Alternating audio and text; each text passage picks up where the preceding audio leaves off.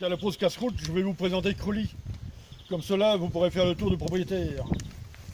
Nous voici donc dans l'enceinte de l'ancienne forteresse. Sa construction commence au Xe siècle, mais l'on pourra remarquer des assemblages de diverses époques. Au premier abord, l'on voit l'emplacement du pont-levis avec les passages pour les chaînes. L'adjonction demi-sphérique est du XVIe.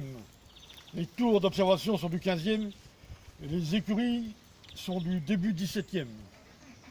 Le seigneur de Creully, au début du XIe siècle, se nomme Hamon le Dentu, sans doute un ancêtre de François Hollande.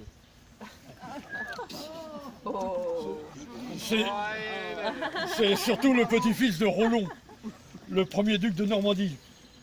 En 1047, ce Hamon était allié des barons normands, dont Grimou du Plessis et Néel de Saint-Sauveur, le frère utérin d'Hamon. Ils se révoltèrent contre Guillaume le Bâtard. Lui, il fut tué à la bataille de Valesdune. En 1357, ce château, propriété de Robert de Creully, fut pris par les Anglais. Quelques mois après, il fut libéré et les 100 Anglais qui l'occupaient furent tués ou faits prisonniers. Il subit encore une invasion anglaise en 1417. En 1944, de ce château, la BBC émettra pour donner des nouvelles de la bataille de Normandie.